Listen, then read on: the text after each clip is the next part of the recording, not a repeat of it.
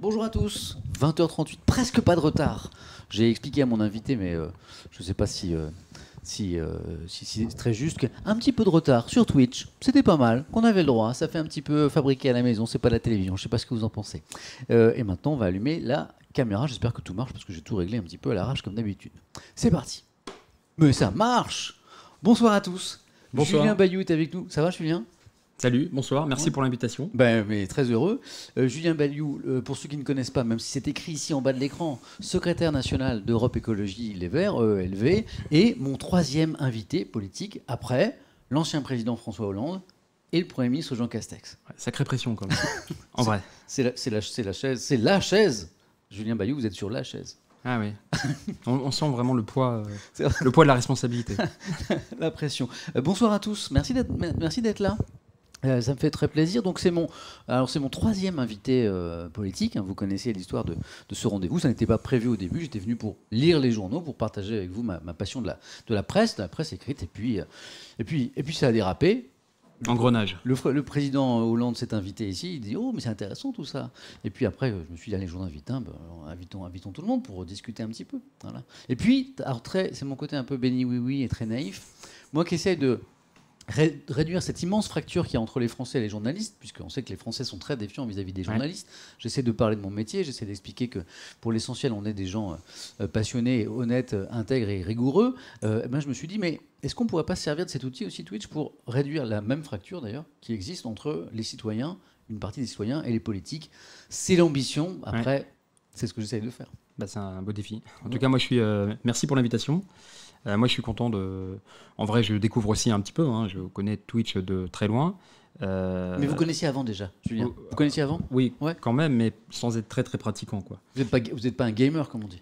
En fait, j'ai peur de retomber dans une addiction. Non, mais c'est vrai. Parce qu'il y a eu ? Ouais. Aux jeux vidéo ? Ouais, les tours par tour. Vous voyez, les trucs strategy game. Ouais. Toute la série Heroes of Might and Magic. Donc, ça remonte, là. Les 2, 3, 4... Mais à tel point qu'après, au moment de changer d'ordinateur, j'en prenais un pas suffisamment puissant pour être sûr de ne pas pouvoir jouer. Enfin bon, bref, c'est pas le... Alors moi, je suis pas un grand spécialiste, mais je vois que ça le parle dans le chat, là. Best game ever. Ah bah oui, ça y est, la team... Ah oui, mais il y a des fans. Donc à un moment... Ah non, mais Heroes 2, Heroes 3... C'est vrai ? Bien. Ouais, non. Mais ça prend beaucoup de temps. Ah, c'est l'horreur. Et donc, dans la vie d'aujourd'hui, c'est compliqué à placer. C'est ça. Ouais. Non, mais j'ai un côté un peu compulsif. Là, en ce moment, j'ai quoi ? Polytopia.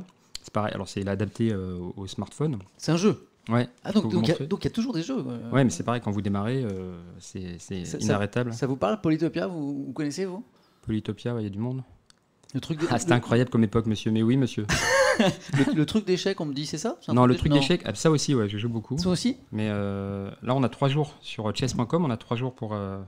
Raphaël, je réponds à ton jeu là tout à l'heure. Il m'a mis... c'est drôle. Donc voilà, je connaissais un peu Twitch, mais... moi, j'avoue que l'exercice de pouvoir avoir un peu de temps, comme on s'est eu, en vrai, on s'est eu que par Twitter, vous et moi. Ouais.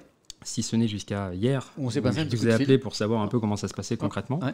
Je trouve l'exercice. Je suis vraiment très curieux. Voilà. Donc il y a plein de questions. J'imagine qu'il y a des remarques, des critiques, de la curiosité peut-être, j'espère. On va voir. Je pense qu'on va voir un petit peu de tout ça. Très curieux de ça. Et alors moi, je trouve ça formidable parce que je suis un peu un escroc dans cette histoire. Je vous explique le concept. Vous posez les questions. Moi, j'invite et vous posez les questions. Mais pour moi, c'est super cool. En fait, je ne travaille pas. En fait, je ne prépare pas. Je m'interdis même de préparer les questions parce que préparer des questions pour l'invité, c'est fausser le jeu. Donc, je ne prends que des questions du chat. Alors, je n'arrive pas forcément à tout lire, mais là, c'est encore un petit peu lisible.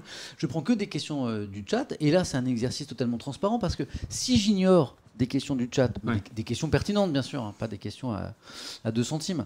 Mais si j'ignore des questions pertinentes, vous le voyez, parce que les questions, elles sont dans le chat, vous les voyez à la maison. Donc c'est un vrai truc de transparence. Bon, qu'est-ce que vous en pensez ? On y va ? On va peut-être demander d'où sont ceux qui nous regardent, parce que nous, on est à Paris, on est chez moi. Voilà. Je pense qu'il faut dire 2 choses, je peux me permettre. Mais oui, on va parler de ça aussi. Oui, on a la même idée. Et puis de ça, après c'est vous Mais si, bien sûr. C'est vous l'invité, donc allez. Mais pardon, c'est Julien Bayou a raison. C'est vous l'animateur. Voilà, donc je voulais vous dire qu'on était à Paris et qu'on fait le maximum au niveau des gestes sanitaires, parce que c'est toujours un débat. Surtout quand on fait ça à la maison, un peu en mode bricolé. Dans quelles conditions sanitaires on est ce soir avec notre invité, avec Julien Bayou ? On a un plexiglas. Alors, c'est une protection, ça n'est pas suffisant. On sait qu'avec ce virus qui peut être aérosol, eh bien, le plexiglas ne va pas suffire à nous protéger. Donc, avec Julien Bayou, on a tout bien fait. On a ouvert la fenêtre derrière pour que l'air circule en permanence. Voilà, il y a un courant d'air qui a été créé. Donc, l'air est changé en permanence. Donc, le côté aérosol, du coup, est un petit peu vaincu comme ça. Et il y a le plexi. Ça se voit pas trop. Si, ça se voit. Et puis il est costaud. Hein. Je pense que c'est un plexi blindé. On s'est posé la question des masques, parce qu'on pourrait en plus rajouter les masques. Voilà. Mais le problème, c'est qu'en termes d'expression, d'échange, qu'est-ce que vous en pensez ? Pour voir les réactions, c'est difficile. Voilà. Et l'autre point qui est évidemment important, il est 20h44, donc on est en confinement. Alors, c'est pas le vrai faux confinement, mais en tout cas, on est... avec attestation dérogatoire, c'est pas la bamboche, quoi. C'est pas la fête. C'est même si c'est sympa, enfin, en tout cas jusqu'ici. C'est voilà, c'est pas une obligation professionnelle, mais enfin c'est un rendez-vous professionnel. C'est du travail. Oui. Même si je suis à la maison, pour moi c'est un rendez-vous journalistique, donc vous n'êtes pas beaucoup à me poser la question parce que vous avez compris le concept, mais évidemment c'est pas une soirée, on n'attend pas des amis pour faire une teuf avec notre invité, et donc c'est du travail, et donc on est dans un cadre dérogatoire de travail. Je vois. Une question. Polytopia, excellent. Bon, ça c'est top. Moi j'ai fait tous les. C'est le jeu dont on parlait tout à l'heure. Toutes les tribus à 3 étoiles et 100 000. C'est Poukram 3 qui nous parle de ça. Et on peut jouer aux échecs avec toi, Julien. Oui. C'est Julien Bayou, c'est un vrai pseudo discret sur chess.com. Ah ouais, clair. Et non, j'adore ça, c'est vraiment super. C'est un pseudo qui n'est pas un pseudo en fait. Oui, c'est ça. C'est comme moi sur les réseaux sociaux où c'est marqué Samuel Etienne, c'est hyper facile de me trouver. Vous savez quoi, en fait, on va laisser tomber la politique, l'écologie, tout ça, on va parler que de jeux ce soir, que de jeux vidéo. Non, après moi je retombe. J'ai vu quelqu'un qui disait une partie de Civilisation c'est 6 heures. Moi j'ai joué à ça. Oui, mais après on s'arrête. Mais oui. Je me rappelle très bien de ça. Bon. J'ai vraiment un côté... à fond. Vous connaissez peut-être pas la plante vs zombie. Alors pour un écolo, c'est des plantes qui attaquent des zombies, donc c'est parfait. Mais c'est frénétique. C'est jusqu'à la... C'est un vieux jeu ou c'est un jeu Non, il y a 3-4 ans. Plante versus zombie. Zombie, le 2. Le 2 est sympa. D'accord, ok. Bon, moi c'est pareil. Je m'intéresse de plus en plus au monde du gaming, notamment par mes amis streamers, et j'évite de trop m'y intéresser parce que je sens que ça peut devenir très addictif. Et entre France Info, Question pour un champion, les deux petits à la maison et le stream, je me dis que si je mets un doigt dans le jeu vidéo, ça va être une catastrophe. En fait, déjà, vous n'avez pas de vie. Moi, je me suis réveillé ce matin en me disant journée chargée. Il y a Samuel Etienne, Twitch, 20h30, ça peut durer. Et j'ai vu votre tweet de 2h15 du matin. Ouais, dans le parking. Voilà. Mais ça va bien. Ça m'a calmé. J'ai fait une petite sieste et j'ai mon ami Thermos qui n'est jamais loin. C'est la base, on l'a tous fait sur téléphone. Ouais, ça. PVZ2. Plante versus zombie. J'adore. Faut essayer, c'est vraiment bien. Bon, alors après, il y a des tournesols qui donnent des points pour pouvoir upgrader les plantes. Enfin, c'est l'écologie, quoi. C'est de l'écologie, mais en game. Avant de commencer, certains avaient commencé à... D'ailleurs, vous êtes d'où ? Nous, on est donc de Paris, avec toutes les mesures sanitaires qu'on a évoquées. Et dites-nous d'où vous êtes. Vous nous regardez de France, de Bergen, en Norvège, par exemple. De Trifouilly-les-Oies, il paraît que c'est très joli. Ouais. Caen, c'est parti. Reims, Beaune. J'ai vu du Pau aussi. Ouais. Nantes, Limoges, Pau, Rennes, Strasbourg, Saint-Étienne, Arras, Disneyland. Il y a des maisons par là aussi, hein. Même si l'activité est un petit peu réduite de ce côté. Chambéry, Rodez, La Roche-sur-Yon. Grenoble, ville écolo, yes. Ah, bah oui. Alors, les grandes villes vertes aujourd'hui, Grenoble, non. Alors, figurez-vous que j'ai la chance de ne pas pouvoir toutes les citer. C'est vraiment un truc. Il y a un trop. Ouais, enfin, voilà, donc il y a Lyon, évidemment, il y a Strasbourg. Il y a qu'un de Palais-Vivienne. Bonne ref, je vois que certains suivent l'actualité. Palais-Vivienne. Lyon, Strasbourg, Bordeaux, Tours. On a un peu parlé de Poitiers récemment, je ne sais pas si vous avez suivi. Oui, Léonore me conduit. Une histoire d'avion, il n'est pas impossible qu'on ait et d'enfants, on aura peut-être des questions là-dessus. Voilà. Besançon, on oublie tout le temps. Oui. Qui n'a pas encore eu sa polémique, donc j'imagine que ça va venir. Coucou Anne Vigneault. Longtemps socialiste, M. Fousseret, Besançon. Oui. Et puis, qui est passé aux dernières municipales. Qui est passé LREM. Oui, après. En fait, il a été battu par Anne Vigneault. Ouais. Mais il y a aussi des petites villes, des villes moyennes. À Bègle, à côté de Bordeaux, il y a M. Rossignol, Puech. Il y a Jean-Marc Desfrémont à Savigny-sur-Orge. Enfin, voilà, c'est très varié. Et pendant longtemps, les écolos... mais je crois que j'y reviendrai parce que pour nous, c'est hyper important. On s'est battus. Enfin, mes aînés, entre guillemets, se sont battus sur l'écologie quand c'était pas du tout populaire, quoi. Non seulement c'était sous les radars, mais c'était... Là, en fait, les personnes qui sont là élues, en fait, c'est ça ? Ouais, ou leurs aînés. Ouais. Vous parlez de Besançon, il y a non pas le maire Fousseret, mais Alain Fousseret. Ouais. Lui, il était secrétaire national en 1989. Et à ce moment-là, le dérèglement climatique, on en parlait depuis longtemps, mais ce n'était pas encore parfaitement le consensus scientifique. Ou quand vous parliez des perturbateurs endocriniens dans les années 90, alors qu'il n'y avait pas encore de définition de ce que c'était les perturbateurs endocriniens, vous pouviez passer, enfin c'était beaucoup d'humiliation, de moqueries. Les écolos dans le monde sont victimes de menaces, quoi, un peu comme les syndicalistes, des menaces de mort. Et de voir qu'aujourd'hui, il y a une telle poussée, une telle attente, enfin j'ai un job, entre guillemets, c'est pas un job, mais une fonction, qui n'a rien à voir avec encore celle qu'a pu connaître David Corman, qui est le secrétaire national avant moi. Pourquoi ça a été, parce que ce que vous dites ce soir, Julien, c'est qu'en fait, ça a été dur et compliqué parfois pour cette génération-là, c'est ça, de porter ces combats-là. Ah oui, bien sûr. Parce qu'on l'a peut-être oublié ça en fait aujourd'hui. C'est ça. Voilà, moi j'aime bien rappeler que voilà, l'écologie, si on en est là aussi, c'est parce qu'il y a des aînés, des anciens. Enfin, c'est très respectueux, quoi, des vieux, quoi, des pionniers, des pionnières, qui ont porté ça contre vents et marées, quoi. Voilà. Et aujourd'hui, c'est le contraire. En fait, maintenant, ceux qui nous poussent, parce que ces gens-là, ils disaient se battre pour les générations futures. Et là, celles et ceux qui nous poussent, c'est la génération climat là, qui a 15, 20, 25, et qui est déterminée et à qui on doit... voilà, moi, je fais un peu le passage, quoi, la transmission. Entre les deux générations. Donc peut-être qu'il y en a dans la salle, entre guillemets. Bon, on va regarder, on va attaquer les questions du... Ça, c'est inspirant. Du chat. Allez, c'est parti. Je remonte un petit peu dans le chat. Après, il y a tellement de questions. Vous savez quoi, je vois beaucoup de questions sur le nucléaire déjà, puisque en préparant cette émission, j'ai reçu énormément de messages sur Twitter sur le nucléaire. Alors c'est plus une remarque, une question de Hey Jam, le nucléaire reste l'énergie la moins chère avec haut rendement. Comme je sais qu'il va y avoir beaucoup de questions sur le nucléaire ce soir, on y va direct. Allons-y, ouais. Pour s'échauffer tranquillement. La position aujourd'hui d'Europe Écologie Les Verts sur le nucléaire. Alors, nous, on veut sortir du nucléaire. Il y a beaucoup d'éléments pour la sûreté, le coût, la gestion des déchets radioactifs, le climat aussi. Mais on ne dit pas, comme on est souvent caricaturé, qu'on veut l'arrêter tout de suite. La France est en fait dépendante du nucléaire. Et donc l'idée, c'est de dire... C'est quoi l'horizon alors ? C'est de dire aujourd'hui, à 25 ou 30 ans. Vous voyez, en fonction, on a un parc nucléaire qui est assez âgé, au-dessus de 30 ans, des fois même au-dessus de 35. Et on ne peut pas prolonger indéfiniment une centrale. Donc à un moment, soit vous l'arrêtez, soit vous la prolongez un petit peu, mais on ne peut pas imaginer qu'on puisse la prolonger indéfiniment, soit vous la remplacez. Et donc il y a un mur d'investissement pour EDF, et on est un peu à la croisée des chemins, quoi. Donc on le fait ou on ne le fait pas. Et vous dites on et le nous, fait pas. On fait la progression des énergies renouvelables, en séquençage, au fur et à mesure de l'obsolescence des centrales. Mais pourtant, ceux qui nous disent, là, les partisans du nucléaire, qui disent au contraire, la France a un super avantage parce que c'est une énergie formidable pour lutter contre le réchauffement climatique. Pourquoi vous n'embrassez pas cette idée-là ? Le truc, c'est qu'il y a cet aspect le mythe que le nucléaire est donc l'énergie la moins carbonée, ou qu'elle n'émet pas du tout de carbone. C'est un peu plus compliqué que ça, notamment le GIEC, qui est un peu notre juge de paix, on va dire. C'est le groupe d'experts internationaux sur le climat, qui dit qu'effectivement, évidemment, le nucléaire en matière de CO2, d'émissions de gaz à effet de serre, qui est l'enjeu. Quand on parle de dérèglement climatique, c'est limiter les émissions de gaz à effet de serre qu'on envoie dans l'atmosphère. Donc là, le nucléaire apparaît... Le nucléaire, c'est mieux que le charbon, évidemment, qui est le pire du pire, mais c'est moins bien quand même que le photovoltaïque ou l'éolien.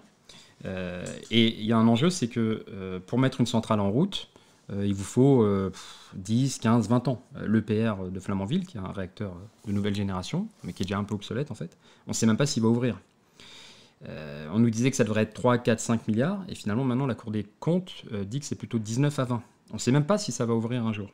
Donc vous voyez que pendant ce temps-là, on aurait pu développer les éoliennes offshore par exemple. La France, elle a une surface maritime, je crois que c'est la 2e ou 3e mondiale. Alors, je ne suis pas un grand spécialiste de l'énergie, mais je sais que l'un des reproches qui est fait à toutes ces énergies renouvelables, c'est la question du stockage et le fait que une centrale nucléaire, on sait à peu près moduler la production d'électricité, mais le vent, l'eau, etc., c'est beaucoup plus compliqué. Donc est-ce qu'il ne faut pas plutôt qu'arrêter le nucléaire, comme certains le disent, d'ailleurs, un mix ? Mais bien sûr, nous on dit pas fermer tout de suite. Vous voyez, quand on dit, mais fermer quand même. Quand on dit, par exemple, il y a différents rapports qui envisagent la date de 2050. Ouais. C'est 30 ans. Ouais. Vous voyez, mais ça peut être 2055. Mais l'idée, c'est de monter. En fait, le problème du focus sur le nucléaire aujourd'hui, c'est que en fait, même le fait de décroître la part du nucléaire suscite une levée de bouclier complètement dingue. Pourquoi ? Il y a une sorte d'idolâtrie. Je pense que ça. Il y a un truc pas très rationnel. Vous voyez, moi, je traite. C'est pas une question d'indépendance énergétique. Ouais, mais là, même ça encore, ça se discute parce que la France n'a pas, que je sache, énormément de mines d'uranium. Donc, on va aller chercher chez les aborigènes, chez les Touaregs, en Mongolie. Ça nécessite aussi de s'incliner face à des pratiques diplomatiques détestables. C'est plus cher aujourd'hui, clairement. Hein.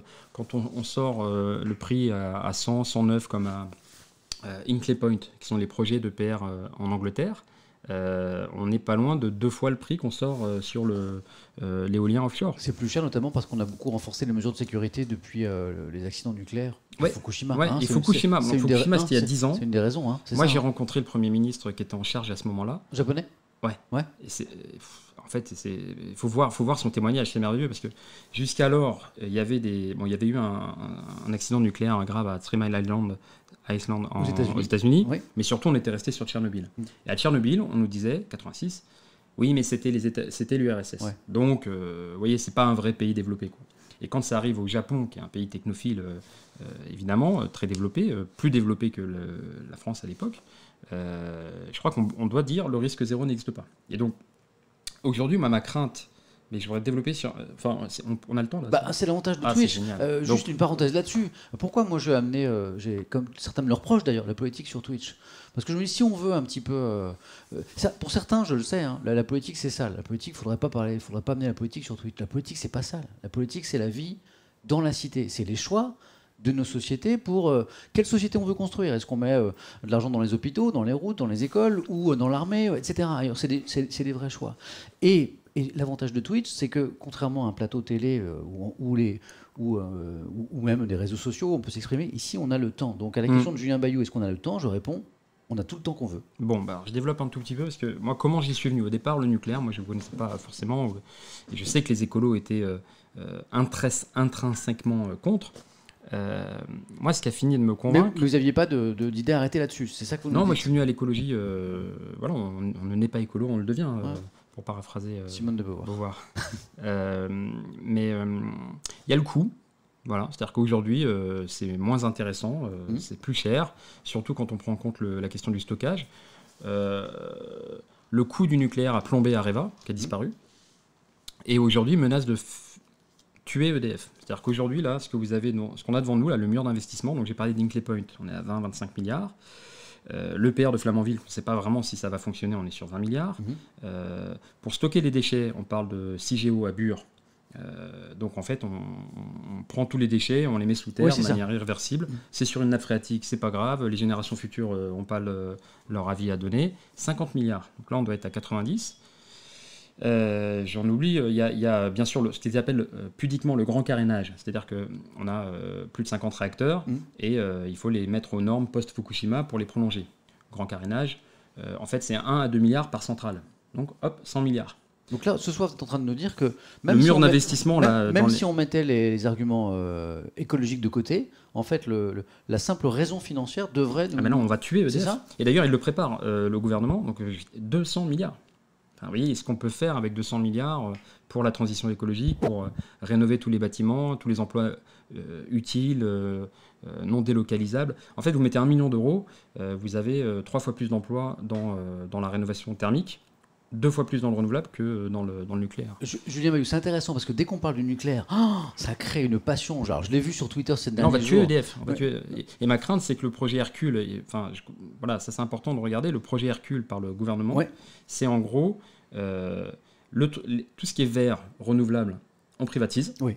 Et tout ce qui est nucléaire et qu'en fait, qui n'est pas rentable, qui est plus rentable, on garde nationaliser. Et ça, c'est vraiment, c'est nationaliser les pertes et privatiser les bénéfices. Ce que je voulais dire, c'est que le débat est super brûlant. Dès que je le vois, dès qu'on en parle, le nucléaire, ça provoque beaucoup de réactions, et encore en ce moment aussi. Mais comment vous l'expliquez ? Comment vous expliquez que... Alors, j'entends vos arguments. Vous me dites sur le plan économique et sur le plan écologique, il n'y a pas photo, il faut arrêter le nucléaire. Il y a un autre point. Mais juste, il y a un point vraiment... Juste là-dessus, comment vous expliquez la colère que ça provoque et la conviction de ceux qui vous disent mais pas du tout, c'est une énergie extrêmement intéressante. Les dangers, on sait les gérer. Les déchets, on sait les gérer aujourd'hui. Aujourd'hui, non, le risque zéro n'existe pas. D'ailleurs, en fait, Greenpeace le démontre régulièrement. Quand ils arrivent à s'infiltrer sur une centrale, eux, ils le font de manière pacifique et c'est un peu pour c'est potache. Hein, quand ils arrivent à rentrer sur une centrale, c'est évidemment, heureusement pas pour nous mettre tous et toutes en danger. Mais ils démontrent quand même que quelqu'un d'autre de moins bien intentionné pourrait le faire. On a aussi la preuve, et on le sait aujourd'hui, qu'aucune centrale ne peut résister à la chute d'un avion. Enfin, donc le risque zéro n'existe pas. Et alors pour le coup, s'il y a un accident, c'est pas tout à fait comme si c'était une éolienne qui tombait ou qui s'arrêtait. Vous voyez, enfin, ça c'est quand même un peu un enjeu. Julien, je pense pourquoi est-ce que... On va rester un bon moment sur l'énergie, parce que je trouve que c'est vraiment central aujourd'hui d'ailleurs. Mais moi, il y a un point que je veux... D'accord, et après je vous pose la question de Tounastra sur le fait que l'éolien et le photovoltaïque ça c'est une super question. Aussi. Je la garde. Allez-y Julien. Non, moi le truc qui m'a vraiment fait switcher sur le nucléaire, c'est d'ailleurs c'est Eva Joly qui le raconte, la députée, enfin l'avocate aujourd'hui. Ouais. Elle dit la durée de vie des déchets qu'on produit dépasse le temps qui nous sépare de l'invention de l'écriture. C'est-à-dire on parle en milliers, dizaines de milliers d'années. Ouais. Donc l'invention de l'écriture, c'est moins 4-5 000 ans. Ouais, c'est ça. Ouais, c'est ça, moins 3005. Ouais. Donc il y a 5 000 ans. Et donc on ne sait pas, attention, danger. Voilà. Et donc ça c'est presque métaphysique, c'est-à-dire que c'est civilisationnel. On joue avec quelque chose qu'on ne maîtrise pas. C'est apprenti sorcier, quoi. C'est le truc prométhéen. C'est vraiment les hommes qui dominent la nature. C'est on lègue un truc aux générations futures, et on ne parle pas de celles dans 20 ans, hein, on parle des 700, 800, 1000 générations. On ne sait pas comment dire, attention, ne pas y aller. Hein. Et ça fait froid dans le dos, en fait. De se dire que c'est maintenant, c'est dans les 10 ans qui viennent qu'il faut inverser la donne sur le dérèglement climatique. Maintenant, là, c'est vraiment... la génération climat, c'est la première génération qui ressent le dérèglement climatique et la dernière qui peut l'enrayer. Et quand on nous dit qu'il faut faire du nucléaire, oui, mais en fait, ça prend 15 à 20 ans pour refaire une centrale. Donc, je trouve que la position pragmatique, c'est réduire. Nous, on veut aller jusqu'à sortir, en tout cas réduire.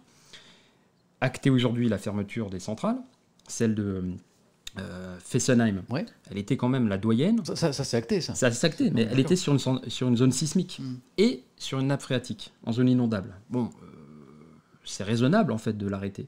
Nous disons, il y a une reconversion de l'ensemble de la filière. Il y a des emplois dans la reconversion, dans la transformation. C'est même une filière d'excellence au niveau international parce que le nucléaire décroît de manière inexorable.